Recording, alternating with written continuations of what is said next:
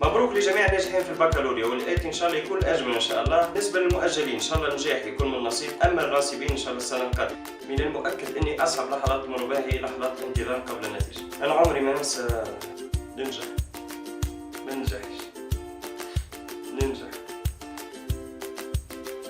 نحن لن نستسلم، ننجح أو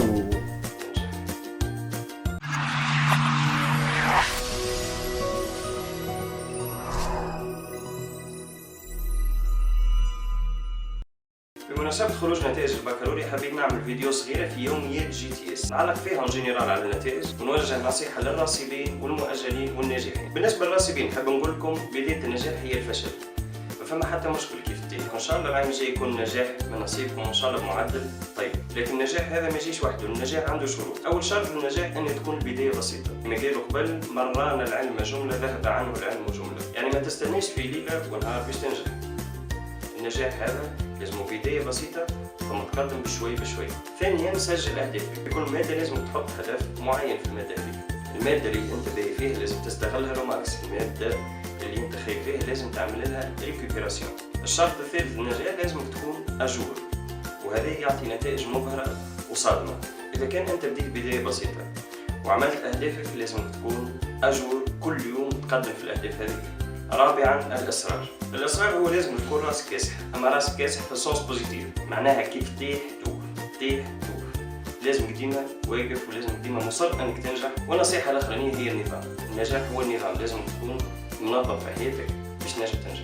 دونك إن شاء الله يكون العام الجاي النجاح من نصيبكم، وإن شاء الله يا ربي ما تيأسوش وتقفوا من جديد. بالنسبة للناجحين في الحياة هذه أنتم عملتوا با كيف تعديتوا البكالوريا، مازالت البال كبيرة. أنتم توا باش تدخلوا في الحياة على مصراعي، باش تبدا حياة جامعية وبعدها حياة مهنية إن شاء الله.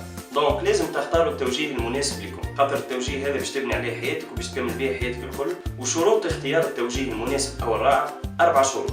أول حاجة لازمك تمشي توجيه تحبه، ما تخليش صحابك يضغطوا عليك، لازمك أنت تختار التوجيه اللي تحبه واللي تميل له. لازمك تمشي حاجة ممتعة، حاجة تشيخ عليها، حاجة تحس روحك فرحان وأنت تخدم فيها، خاطر ماكش باش تكمل فيها شوي، باش تكمل فيها حياتك الكل.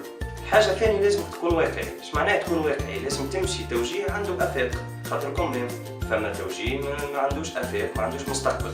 ثالث حاجة التوجيه نتاعك لازم يكون مناسب لترتيبك في البكالوريا. زاد انت مش عندك 11 وتحب تمشي ميديسين ولا حاجة. دونك الحاجة الرابعة لازمك تمشي توجيه يناسب قدراتك.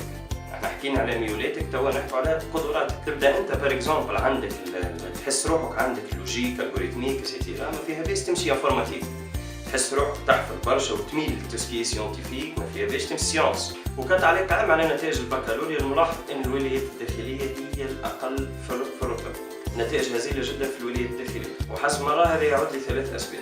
اولا نتيجه الفقر والتهميش، ثانيا نتيجه الانشغال باشياء تافهه، معناها ترك الاشياء الاكثر اهميه مثل الدراسه والانشغال باشياء اكثر تافهه. ثالثا عدم توفر الإحاطة والتأطير. كيف نعمل مقارنة صغيرة ما بين ولايات الشمال والساحل وما بين الولايات الداخلية، نلاحظوا قلة عدد النوادي في الولايات الداخلية، قلة الأنشطة الثقافية، قلة التأطير، يعني التلميذ أصلا ماهوش معد باش ينجح، وهذا يطرح أسئلة برشا لوزارة التربية. دونك إن شاء الله تكون عجبتكم الإبيزود هذه، رغم إني كانت سريعة في تحضيرها، حبيت جيست نحط فيها تعليقات عامة على نتائج البكالوريا. إن شاء الله في الإبيزود القادم تكون حلقة مفصلة أكثر في التوجيه الجامعي. دونك ما تنسوش تعملوا أبونمون في الشين، تعملوا بارتاج، تعملوا جيم، تعملوا حتى كومنتير. ومرحبا بكم في يوميات GTS. تشاو.